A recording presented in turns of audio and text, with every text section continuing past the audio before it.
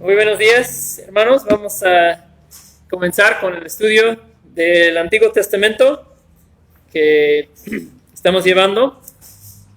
Panorama del Antiguo Testamento. Estamos en clase 6. Si tienen su manual, vamos a estar en clase 6 que cubre el libro de Levítico. La semana pasada vimos Éxodo.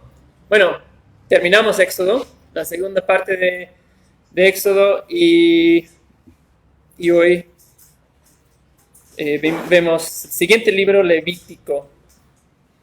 Pero antes de empezar vamos a orar. Padre, muchas gracias que tú en tu misericordia, en tu amor, nos permites estar aquí nuevamente. Señor, gracias por tu palabra. Gracias que nos permites el privilegio de estudiar tu palabra, de conocer tu palabra. Y, Señor, te damos muchas gracias por la finalidad a que esto nos lleva, el conocimiento del Dios verdadero que conocemos a través de su revelación, la palabra de Dios. Señor, ayúdanos en esta mañana a entender. Ayúdame a mí a comunicar con claridad y ayudarnos a caminar por este libro que a veces es olvidado e ignorado, pero que es muy importante para nuestra fe. Damos muchas gracias, Señor, y en tu nombre Jesús oramos. Amén.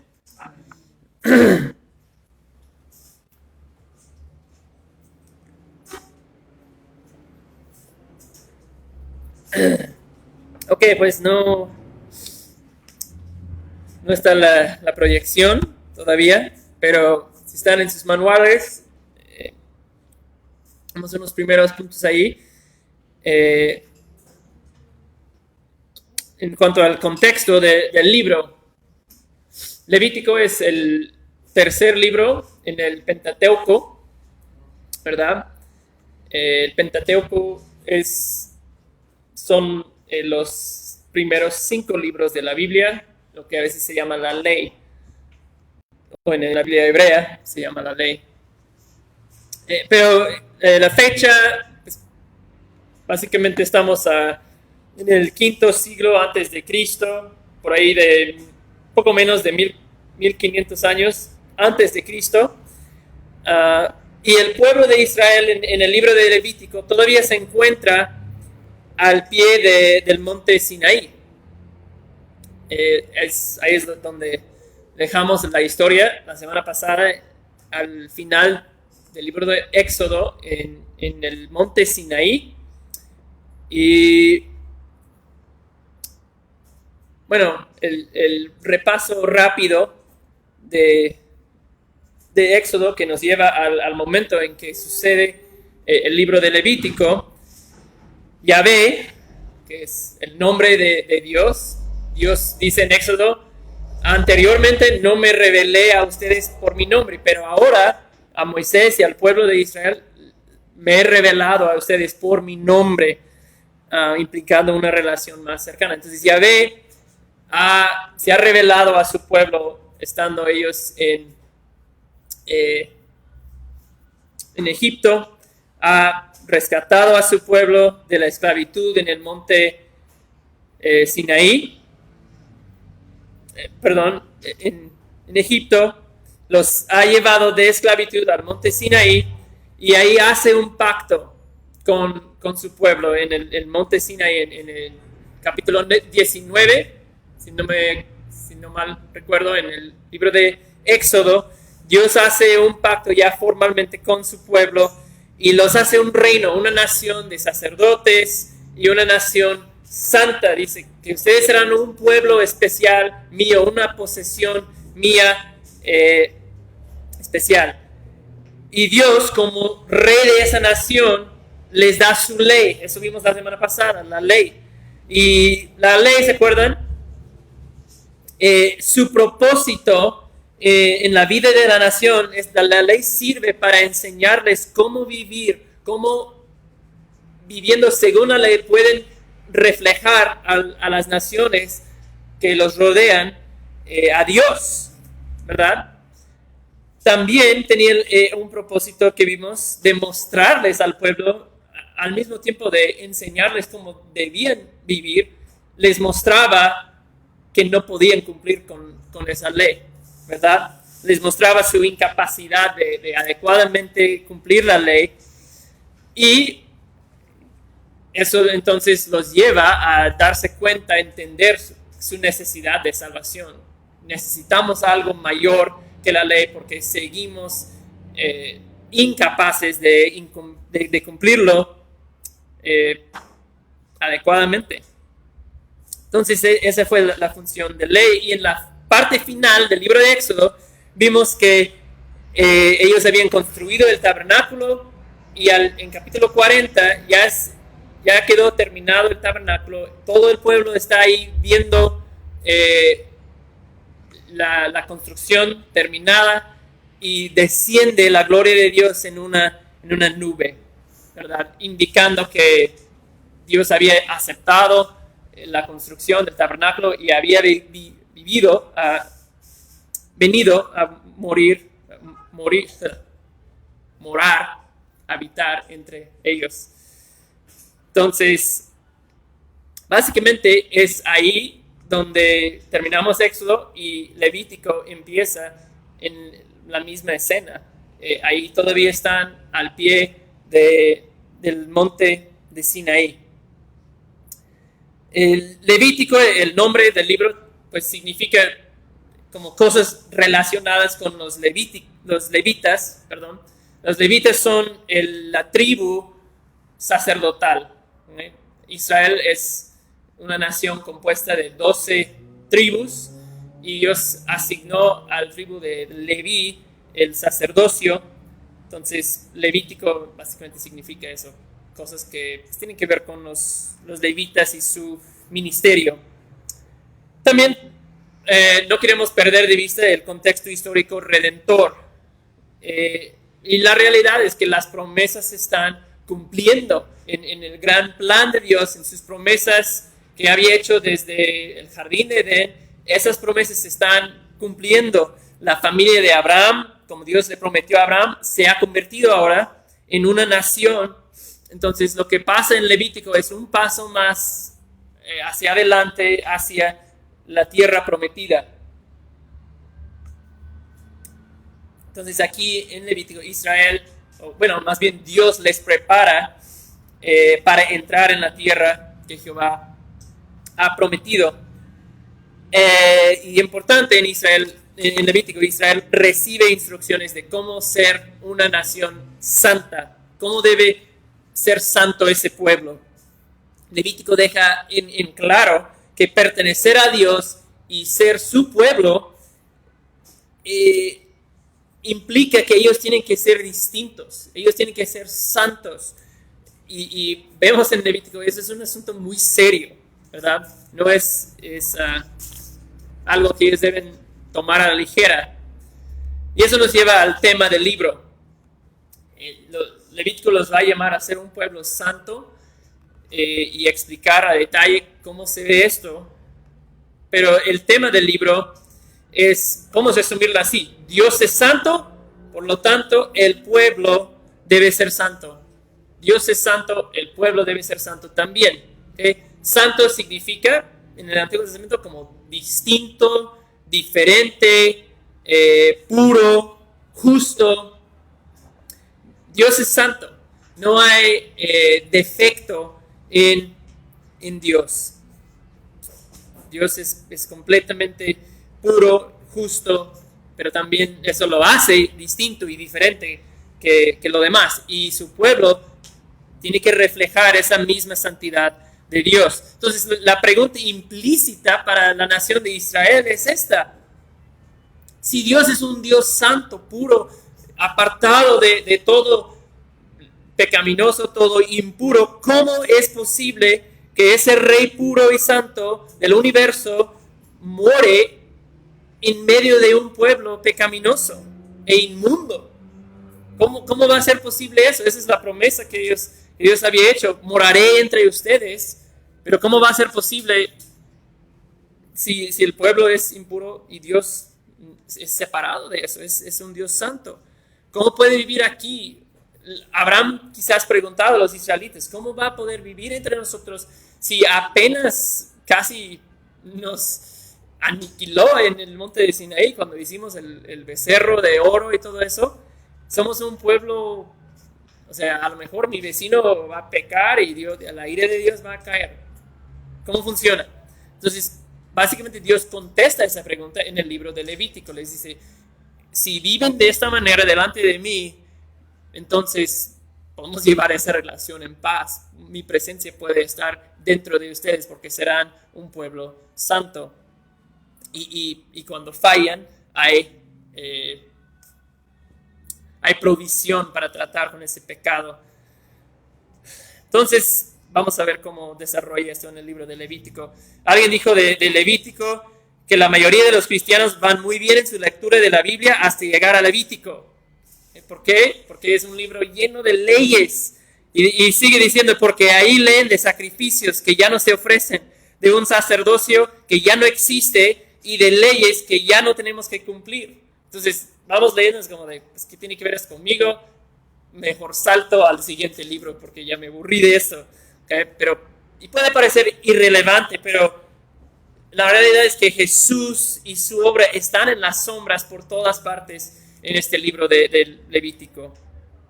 Y podemos observar una línea en el desarrollo del libro, que primero Dios les da leyes de cómo pueden relacionarse con Dios, cómo pueden acercarse correctamente con Dios, cómo pueden adorar correctamente a Dios.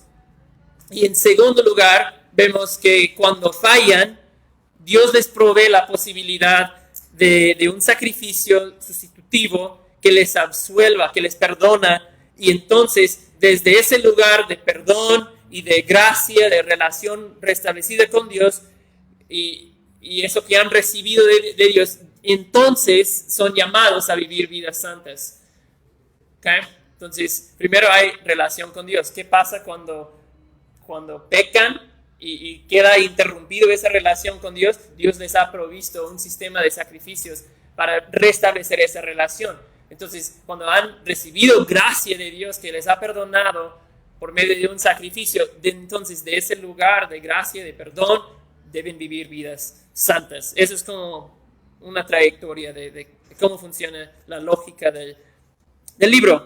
¿Okay? Entonces, el primer encabezado en sus manuales dice las ofrendas en el tabernáculo, Levítico 1-7. Las ofrendas en el tabernáculo. ¿Okay? Entonces vamos a ver súper rápido de qué se tratan los primeros 7 capítulos de Levítico. ¿Okay? Entonces, si están ya en sus Biblias, en el libro de Levítico, voy a leer 1-3-5. ¿Okay? Levítico 1-3-5. ¿Okay? Y lo que se describe aquí es lo que se llama el holocausto. Es una ofrenda, un sacrificio que se hace. Vamos a ver que 5 o 6 diferentes tipos de ofrendas y sacrificios que se hacían y que hacía posible que se mantuviera esa relación entre el pueblo y Dios. 3 dice, y su ofrenda es un holocausto del ganado. Ofrecerá un macho sin defecto. Lo ofrecerá en la entrada de la tienda de reunión para que sea aceptado delante del Señor. Pondrá su mano sobre la cabeza del holocausto y le será aceptado para expiación suya. Entonces degollará el novillo delante del Señor, y los sacerdotes, hijos de Aarón, ofrecerán la sangre y la rociarán por todos lados sobre el altar que está en la entrada de la tienda de reunión. Perdón, me gusta estar medio fallándome. ¿Ok? Entonces vemos aquí un holocausto, el ofrecer un animal, rociar su sangre y posteriormente a veces quemaban la mayor parte del animal.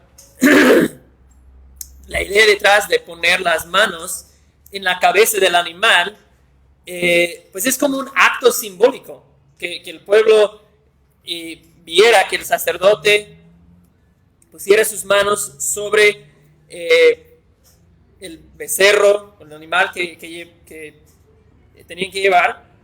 Y entonces era muy explícito. Bueno, el poner manos simbolizaba una transferencia de pecado, de tus pecados al animal. Pones tu mano sobre el animal mientras muere, y entonces simbólicamente tú visualmente veías y entendías, al poner sus manos sobre el animal, mis pecados fueron transferidos a ese animal y murió en mi lugar. Entonces, se imaginan para nosotros si hoy, o sea, ayer mentiste, ¿no?, a tu esposa o a tu mamá, ya regresó la luz. Imaginen, y de repente tú sabes, ahora sí, yo tengo una responsabilidad de cumplir, y si no lo hago puedo poner en peligro la vida de mi familia, la santidad del campamento. Necesito llevar un sacrificio porque he cometido un pecado. Entonces tú fuiste y llevaste un animal al sacerdote porque habías hecho un pecado, habías cometido un pecado delante de Dios. Entonces piensen, ¿cuántos animales habrían muerto a lo largo de una vida de una persona? Increíble, ¿no? O sea, era algo constante que nunca se terminaba. Imagino que hasta cansancio para el pueblo. Nunca podemos superar esa realidad de llevar animales constantemente. Era difícil. Entonces, pero servía para que ellos tenían o debían tener grabados en sus mentes esa realidad del pecado y la seriedad del pecado, y que la paga del pecado es la muerte. Yo veo un animal morir cada vez que cometo un pecado que requiere un holocausto. Diariamente se ofrecían esos holocaustos.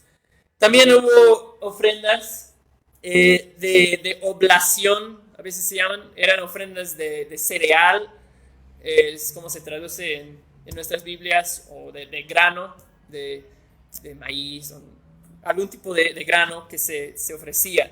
Esas ofrendas también pues eran más como una demostración de devoción, agradecimiento a Dios. Eso lo vemos en 2.1. No vamos a ver todos esos textos porque pues no hay tiempo. También hubo ofrendas de paz que el pueblo podía hacer. También eso demostraba que yo pertenezco a ti, Señor. Hay paz entre Dios y nosotros porque somos su pueblo y cumplimos con sus leyes. Era como demostrar y gozar de esa comunión con Dios.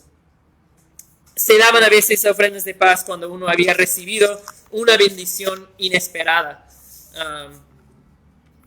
que fuiste y llevaste una ofrenda de paz porque ellos entendían que esas bendiciones venían de Dios. Hubo ofrendas por el pecado, y esos tenían que ver con ofrendas que cubría pecados que uno había cometido inconscientemente. Sin darse cuenta, pecaste. ¿Cuántos de nosotros hemos hecho eso? Todos, ¿verdad? Pero al darse cuenta, no sé si alguien les llamó la atención y dice, oye, mira lo que hiciste ahí, no estuvo bien. O semanas después te das cuenta, híjole, yo realmente ofendí a esa persona y pequé contra ellos, ¿no? Y no me había entendido cuánto le afectó mis palabras, y llevaste una ofrenda por el pecado. ¿Okay? También por la culpa, ofrendas por la culpa. Eso vemos en capítulo 5, versículo 6, ofrendas por culpa. Esas ofrendas tienen que ver con la situación de alguien que pues quedaba ritualmente impuro.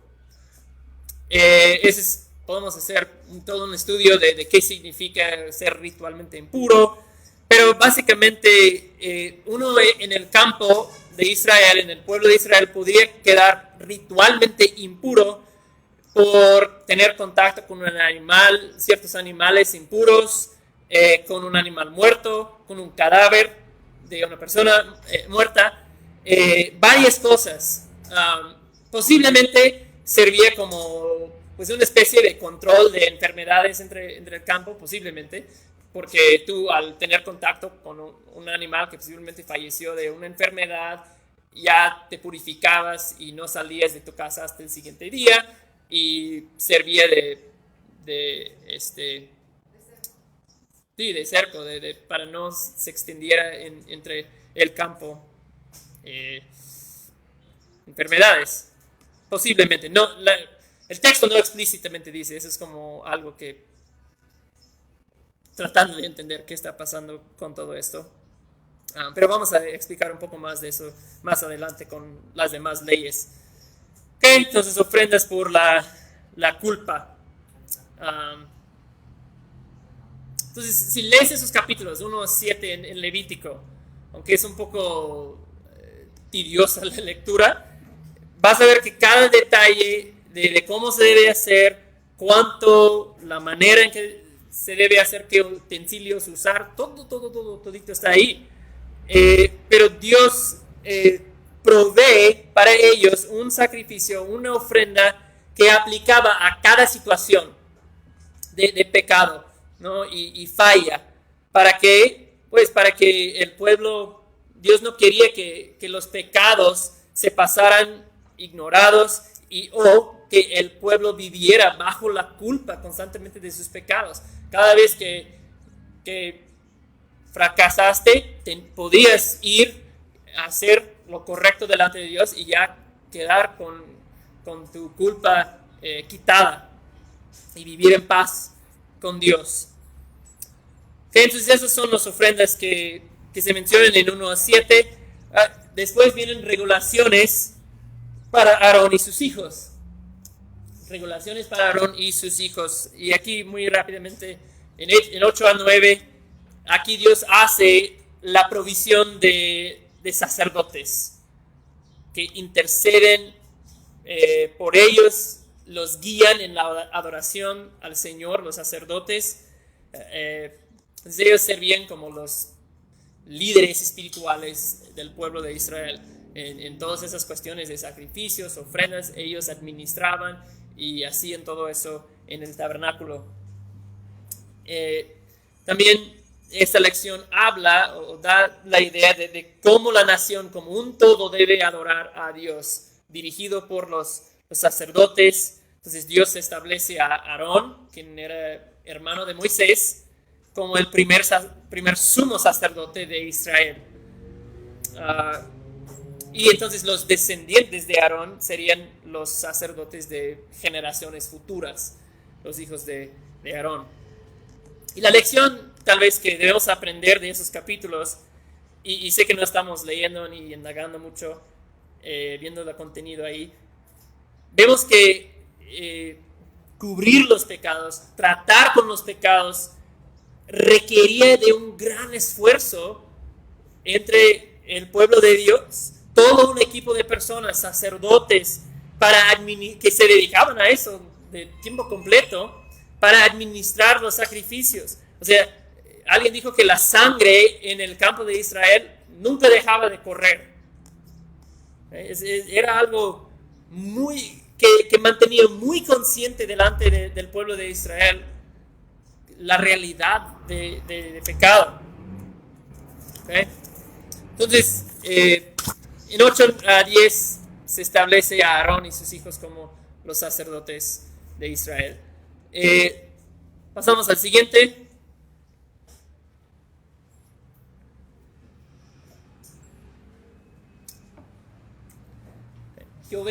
Jehová se mostrará santo.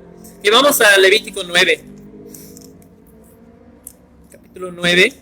Y alguien me ayuda a leer 22 al 24.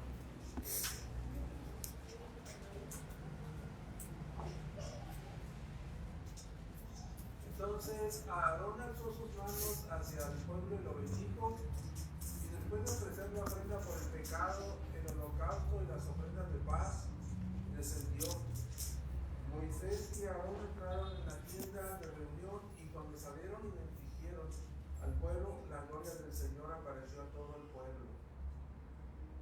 y salió fuego de la presencia del Señor que consumió el holocausto y los pedazos de grasa sobre el altar. Al verlo, todo el pueblo aclamó y se postró rostro a tierra. Entonces, Dios establece,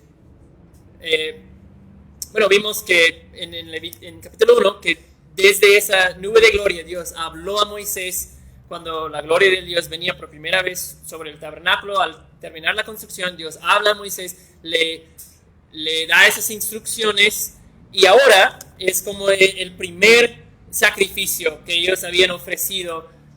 Aarón ya formalmente como sacerdote, y bendice el pueblo, y es como el clímax, ¿no? de la escena que empezó en Éxodo 40.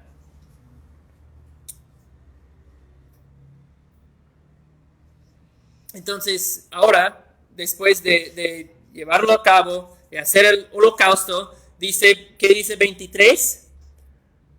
La gloria del Señor apareció a todo el pueblo. Entonces, parece que es como una ampliación todavía más visible de la gloria de Dios, porque habían visto la nube y ahora habían hecho el sacrificio y la gloria de Dios apareció a todo el pueblo, dice.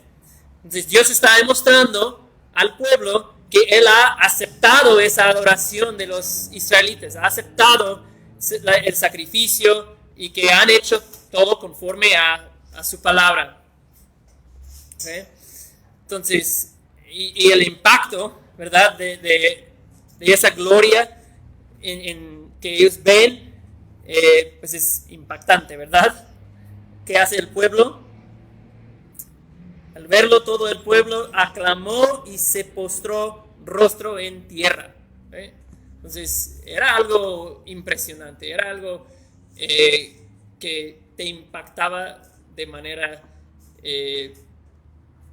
muy, muy impresionante. Tanto así que ni se podían mantenerse en pie, se cayeron de temor y de asombro ante esa gloria de Dios que les aparecía.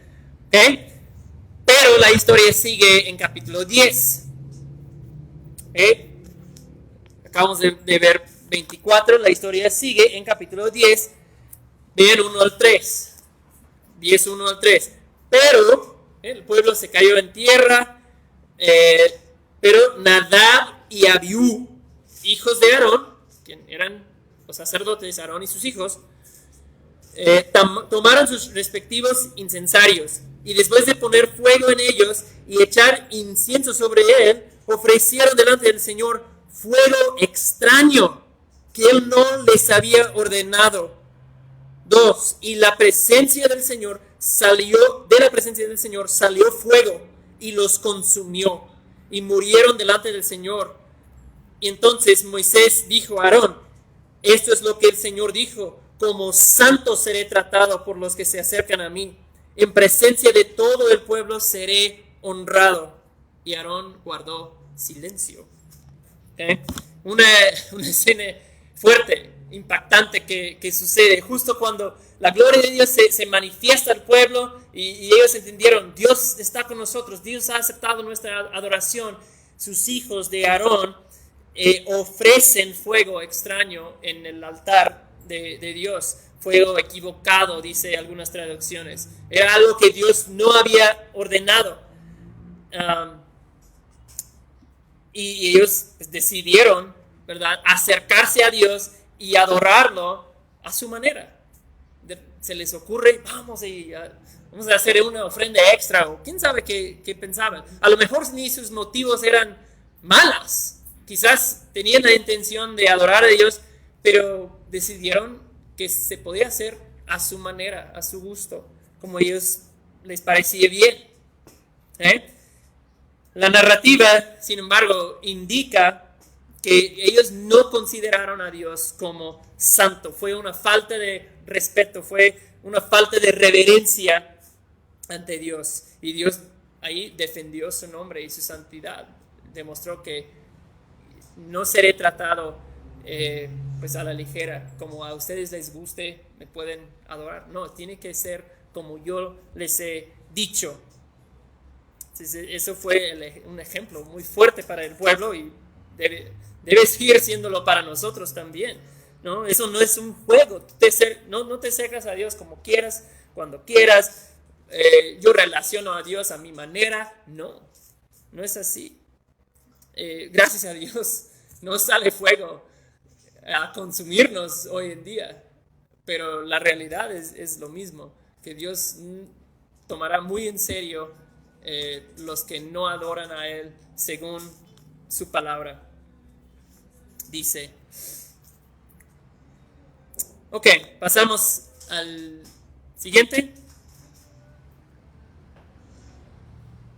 El código de santidad, Levítico 11 al 15 y 28 al 27. Entonces, eso es como la gran segunda mitad del libro. No vamos a leer casi nada ahí, solo explicar un poco de qué es, cuál es el contenido de esta parte de Levítico. Aquí en esta parte se dan muchas leyes adicionales, leyes de cómo ellos deben vivir ante Dios. Dios les está mostrando y enseñando cómo ser una nación, un reino de sacerdotes y una nación santa, como es la comisión, el propósito que ellos tienen, de ser un reino de sacerdotes, que ellos, no solo los sacerdotes en el pueblo, sino cada el pueblo debe ser un intermediario que transmite el conocimiento de Dios a las demás naciones. Entonces es leyes para la comunidad que también les permitan pues seguir en comunión, que continúe esa comunión con Dios. Y esos capítulos tocan muchos temas. ¿Qué tipo de alimentos pueden comer? Hay muchas restricciones y leyes acerca de la comida. Qué cosas incluso pueden tocar y no tocar, qué tipo de telas pueden usar, leyes que a nosotros nos parecen extrañas. También hay leyes acerca de ritos de purificación. Si alguien tiene lepra, qué hacer si tienes una infección en tu cuerpo. Todo eso se trata en esa segunda mitad del libro, ¿okay? Y si tú lo has leído, quizás te has preguntado qué onda con todas esas leyes. Hay cosas aquí que ni entiendo qué es el punto, ¿verdad? Vayan a 11:44. 11:44 y 45. ¿Alguien que lea estos versículos?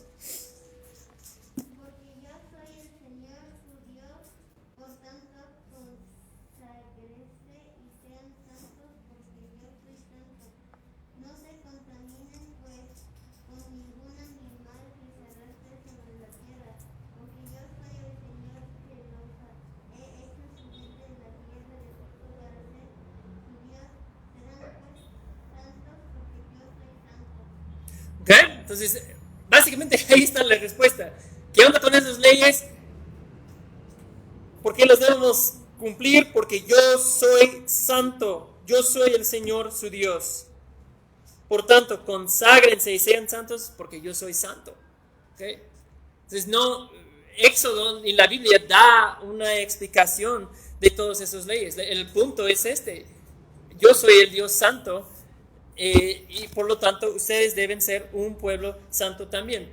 Si tienes mucho tiempo de cristiano, quizás has escuchado una serie de explicaciones de por qué no podían comer la carne del puerco, porque está muy sucia y ellos iban a enfermarse porque no sabían cocinarla bien. Pues qué más, que todos esos ritos de purificación era para control de enfermedades, para que no haya pandemias en el campo, porque en aquellos tiempos pues ellos no tenían medicina y tecnología. Entonces Dios puso todo eso como protección, para protegerlos. Y es como un intento de tratar de ver una lógica, una razón tras cada ley. Bueno, aquí está una ley que no entiendo, pero tengo que pensar y llegar a entender como algo de lógica tras de esta ley. Bueno, puede que algo de eso sea cierto, pero la Biblia no lo dice. La razón que el texto da es ¿por qué? Porque yo, el Señor tu Dios, soy santo. ¿Por qué todas esas leyes? Porque Dios es santo. Capítulo 20, 26, yo lo tengo aquí y se lo leo. 20, 26 dice, sean santos. ¿Por qué? Porque yo el Señor soy santo. ¿Y qué? Y los he apartado de los pueblos para que sean míos. ¿Okay? Entonces, el punto de muchas de esas leyes es, ellos tenían que ser un pueblo distinto. Ellos no podían ser como las demás naciones. Ellos tenía que ser evidente que ellos vivían de manera diferente que las demás naciones. Un pueblo distinto que representa a Dios, a las naciones. En 22:31. 22:31.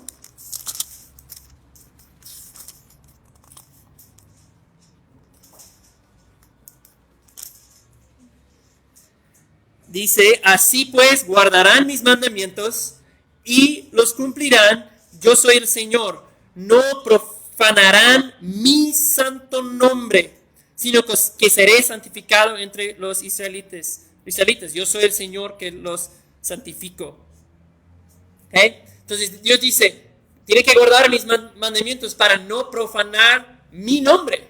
Ustedes me representan. Si ustedes no guardan mis mandamientos, si viven como las demás naciones, van a profanar mi nombre. ¿Qué significa profanar? ¿Alguien sabe? Profanar tiene la idea de tratar como común o ordinario o innoble aquello que es realmente especial y distinto. ¿Okay? Algo especial, distinto, lo tratas como común. ¿Okay? Y esa es la idea. Si ustedes viven como las demás naciones y ustedes llevan mi nombre, están profanando mi nombre. Están actuando como si su Dios estuviera como las demás dioses falsos de las naciones. Y eso sería pues un ataque hacia la gloria de Dios. ¿Okay? Entonces, estas leyes les recuerdan al pueblo que son una nación santa, son una nación apartada para Jehová, llamados a representarlo en la tierra. Y sabemos, hermanos, que la Biblia dice lo mismo de nosotros, ¿verdad? Dice lo mismo de la iglesia. Pedro dice, nación santa. Pedro dice que somos una nación espiritual santa. No somos un pueblo, una nación geopolítica, pero somos una nación espiritual. Somos pueblo adquirido por Dios. Dios compró el pueblo, los redimió de esclavitud. Lo ha hecho lo mismo por nosotros. Nos ha redimido de la esclavitud. Dice Pedro, son pueblo adquirido por Dios. ¿Para qué? Para que anuncien las virtudes de aquel que los llamó de las tinieblas a su luz admirable. Israel, al obedecer a esas leyes que Dios les estaba dando en Levítico, anunciaba al mundo, a las naciones, a Dios. Anunciaban que eran un pueblo distinto, que Dios es nuestro rey. Nosotros le representamos a Dios. Por eso vimos diferente. Cuando las naciones veían a Israel, entendían algo de la santidad y gloria de Dios. Y es lo mismo para nosotros, dice Pedro. Ustedes son pueblo adquirido por Dios. ¿Qué es su tarea? Anunciar las virtudes de aquel a través de su conducta santa. Anuncian las virtudes y gloria y santidad de Dios a las naciones. ¿Sí? Ahora, gracias a Dios, nosotros no lo hacemos cumpliendo esas leyes de Levítico, ¿no? Entonces, tranquilos, no tenemos que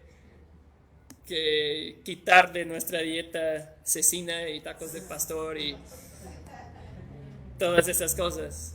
Ni nuestra ropa sería apropiada porque es hecha de tela de varias telas combinadas. Pedro dice también, 1:14, cómo cumplimos con anunciar a las naciones las virtudes de Dios? Como hijos obedientes, no se conformen a los deseos que antes tenían en su ignorancia, sino que así como aquel que los llamó es santo, así también ustedes sean santos en toda su manera de vivir. ¿Okay? Entonces, no nos conformamos con el espíritu de la cultura en que vivimos. No nos conformamos con los deseos carnales que constantemente estamos tentados. Hay un llamado a la santidad, pero no es a través de cumplir la ley del Antiguo Testamento. ¿Okay? Y en último lugar, vamos a ver el día de la expiación. Y como ven, el día de la expiación se encuentra en el capítulo 16 de Levítico. Es como la pieza central del libro, por eso lo vamos a ver como el punto final del estudio. Día de la expiación. ¿Okay? Día de gracia para el pueblo de Israel. ¿Alguien se acuerda? La semana pasada di una definición de expiación. ¿Alguien se acuerda de esa definición? ¿Qué significa expiación?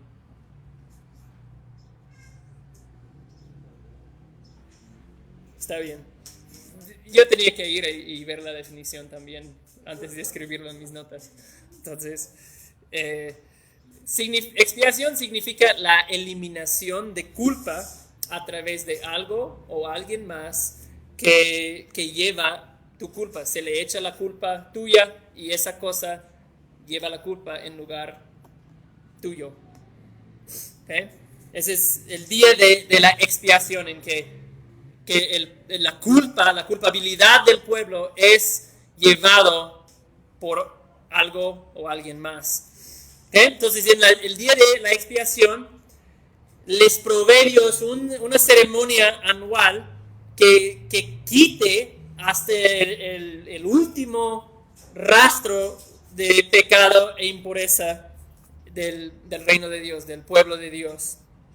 ¿Okay? Vimos antes que los sacerdotes ellos hacían holocaustos, ¿verdad?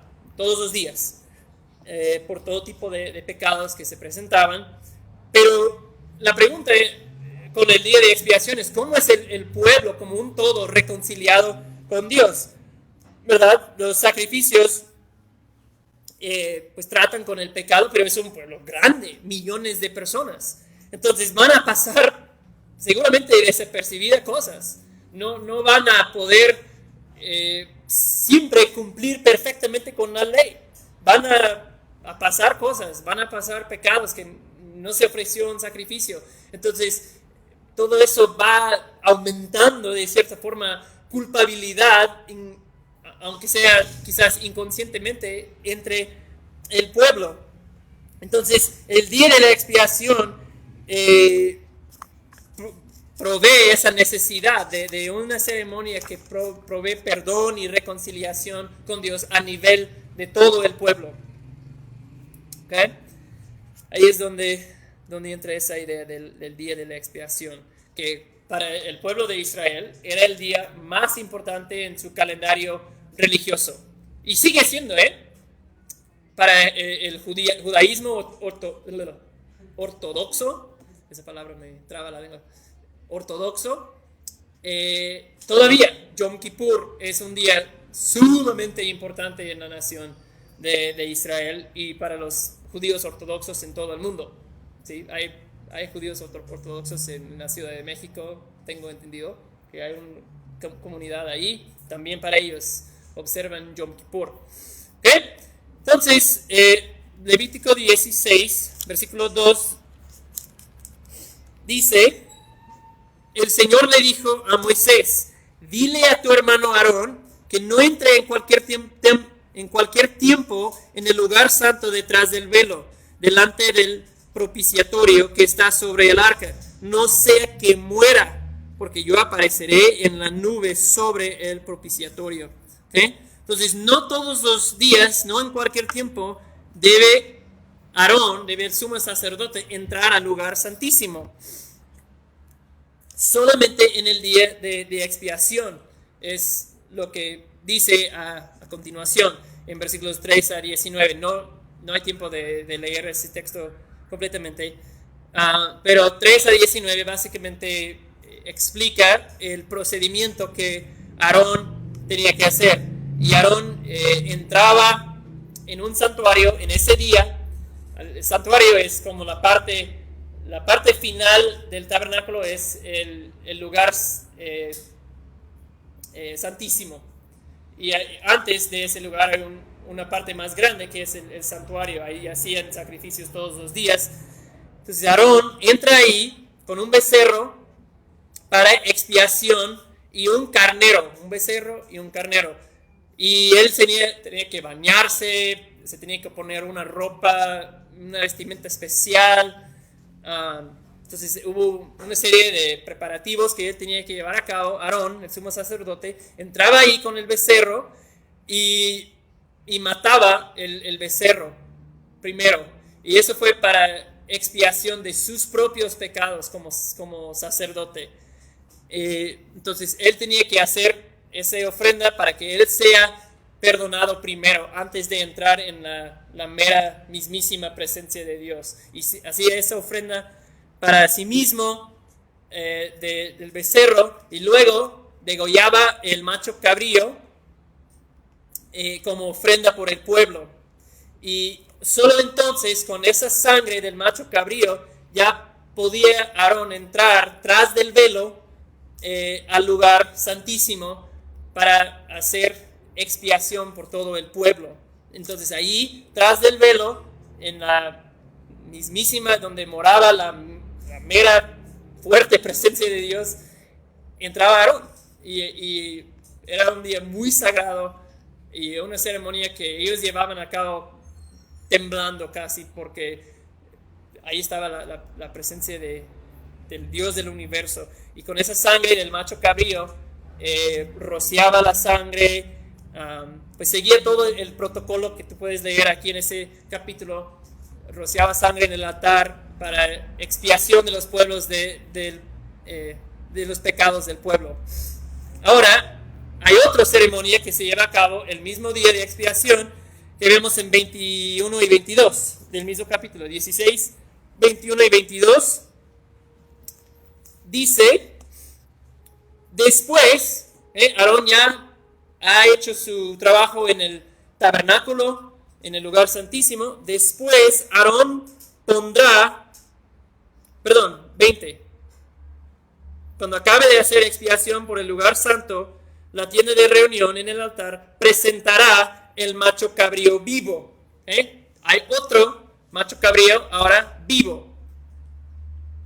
21. Después Aarón pondrá ambas manos sobre la cabeza del macho cabrío y confesará sobre él todas las iniquidades de los israelitas, todas sus transgresiones, todos sus pecados, y poniéndolos sobre la cabeza del macho cabrío, lo enviará al desierto por medio de un hombre preparado para esto. El macho cabrío llevará sobre sí las iniquidades de ellos a una tierra solitaria, y el hombre soltará el macho cabrío en el desierto. Entonces, ese es un segundo elemento del día de expiación. El sumo sacerdote Aarón pone sus manos ahora sobre un macho cabrío vivo, confiesa las iniquidades y pecados de todo el pueblo, supongo en términos generales, ¿no? Intercediendo por el pueblo, confesando las iniquidades de la nación. Entonces, simbólicamente, otra vez, esos pecados son transferidos a ese macho cabrío. Y luego se le manda al desierto ese macho cabrío a una tierra desolada. Un hombre lo lleva lejos del campo y lo suelta, y nunca puede regresar ese animal ni acercarse al campo. Dicen que pues hay como una tradición que el hombre lo llevaba a un precipicio muy muy fuerte, para que al soltarlo se caía, y al caer se murió, para que no hay chance que regrese eso no es, esa es la historia, que existe ese relato por ahí, pero puede ser cierto. Entre los judíos se cuenta eso, he escuchado. ¿Okay? Entonces, todo eso es una parábola muy visualmente muy poderosa para el pueblo de Israel. Imagínate viendo todo esto y tus papás explicándote, eso es porque hacemos esto, esa es la necesidad. ¿Te parece mucho que tenemos que hacer todo eso? Bueno, Dios es santo y nosotros, aunque hacemos un intento, no seguimos fallando. Y Dios ha provisto eso como un medio en que podemos ser reconciliados con Él. Entonces, metafóricamente, cuando Aarón había hecho ese como acto de expiación en el tabernáculo y después mandado todos sus pecados al desierto, simbólicamente con ese macho cabrío, ellos entendían que ahora nuestros pecados quedan borrados delante de Dios. Los llevó al desierto para no regresar. Y pues entendemos que ha pasado lo mismo en Cristo, ¿no? Que Cristo, al tomar nuestros pecados sobre sí, borró nuestros pecados. Como dije el jueves, los borró, no los archivó. Quedaron borrados. Pero se tenía que realizarse todos los años esa ceremonia. Todos los años. Un día largo de preparativos y todo el pueblo se tenía que... no me acuerdo si creo que no podían comer desde la noche anterior, todo ese día. Entonces era pues, algo pesado que se llevaba a cabo. Y por una parte fue una ocasión de celebración. Ellos quedaban libres de culpa. Estamos en buenos términos otra vez con Dios. Reconciliados, pero sabían que otro año viene, otro año en que tendremos que otra vez hacer todo eso por nuestra culpa, nuestro pecado, otra vez toda esa sangre, otra vez animales muriendo, todo el procedimiento, todo ese esfuerzo, llevando al pie de la letra cada elemento del día. Entonces entendían, Dios toma muy en serio el pecado. Dios es tan santo que tenemos que hacer sacrificios todos los días y una ceremonia anual muy detallada y complicado para tratar con los pecados y contar con su presencia y bendición de Dios. Les mostraba claramente su pecado por un lado y la santidad de Dios por otro lado. Somos pecaminosos, y Dios es un Dios santo, y eso presenta un gran problema que tenemos que hacer todo esto para resolverlo. Era como, no sé, me imagino que era como una herida, ¿no? Que tú tienes una herida, imaginemos, y que la limpias y la vendas todos los días, y una vez al año, de vez en cuando tienes que ir al doctor para un lavamiento y un tratamiento especial, pero nunca se cura. Sigue ahí esa herida. Sigues teniendo que trabajar con esa herida todos los días. Nunca es curada al fondo. Hay una infección ahí debajo que sigue manteniendo vivo esa herida, y se necesita una medicina que trata de fondo con el problema de esa herida, que quite la infección para que se sane, ¿verdad? Que trate el fondo. Vayan a Hebreos 10 para terminar. Ya estamos terminando. Casi se me acaban los minutos. Hebreos 10. En el Nuevo Testamento, Hebreos 10. Hebreos 10, 1 al 4. Síganme con su vista ahí. Pues la ley, dice el autor de Hebreos, después de Cristo, él está reflexionando en esta ley que estábamos estudiando ahora. En la ley solo tiene, versículo 1, la sombra de los bienes futuros y no la forma misma de las cosas.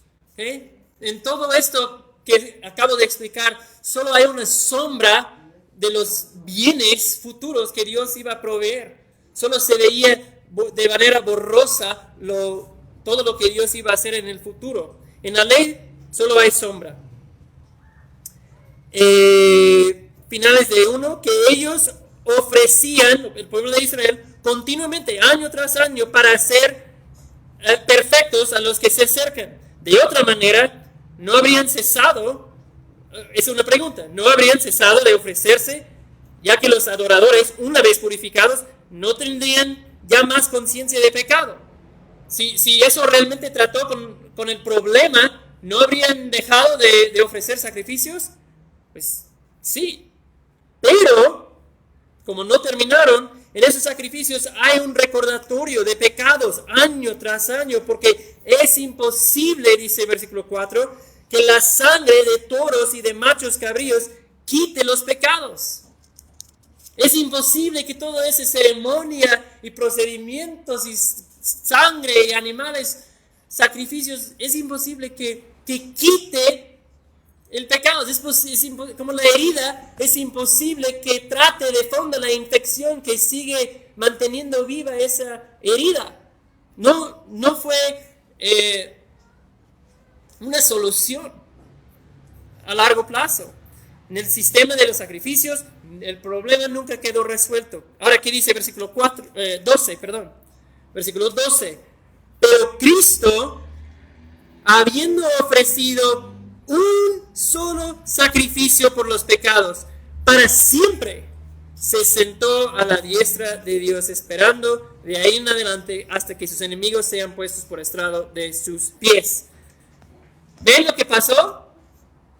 Cristo vino, hizo un sacrificio que trató de fondo con el problema. Ya no hay necesidad de seguir con esos ritos de sacrificios y matando animales y que la sangre corre. Ya, como dijo Cristo en la cruz, ¿qué dijo Cristo en la cruz? Consumado es. Ya no hay necesidad de todas esas cosas, de hacer sacrificios. En Cristo somos, y por la fe en Él somos justificados, somos perdonados, somos reconciliados con Dios a través de su sacrificio que se hizo en nuestro lugar. Él cumplió la ley perfectamente, se ofreció en nuestro lugar. ¡Qué increíble! En el día de expiación podemos ver claramente hacia Jesús. Todo esto es una sombra de la obra de Jesús. Todo eso debe hacernos responder en agradecimiento. Gracias, Señor, que no tengo que vivir con esa conciencia todos los días de mis pecados, que si debo ir a hacer un sacrificio, que ya viene el día de expiación, todos los días puedo recordar a Cristo y su cruz. Y si mi fe está en Él, Él es mi sacrificio. Yo no tengo que llevar un sacrificio. Jesús se ofreció en mi lugar. Su sangre cubre mis pecados. Y eso se ve claramente en el libro de Levítico. Se me acabó el tiempo. Tenía un par de aplicaciones aquí que salen de este libro, pero creo que no vamos a tomar el tiempo de verlos. Pero una cosa que sí vemos en este libro es la seriedad del pecado. Dios implementó todo ese sistema para tratar con los pecados del pueblo. El pecado para Dios es un asunto serio, ¿verdad? Y la realidad es que como creyentes, como cristianos, seguimos lidiando con el pecado. Sigue siendo algo que nos moleste. Aunque Cristo ha tratado con nuestro pecado, ya la culpa de nuestro pecado quedó perdonado, quedó absuelto, quedó quitado de nosotros. Es algo con que seguimos lidiando.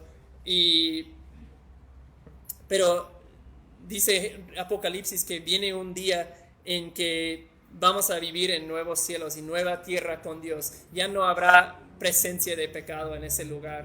Y entonces Levítico apunta hacia ese día, hacia un nuevo templo de que habla Apocalipsis, en que estaremos en la mera presencia de Dios, libres de una vez por todas de pecado si somos en Cristo. Ese día viene. Podemos vivir a la luz de esa esperanza y la eternidad increíble que nos espera. ¿Okay? Con eso terminamos el libro de Levítico y continuamos la siguiente semana. Muchas gracias, hermanos.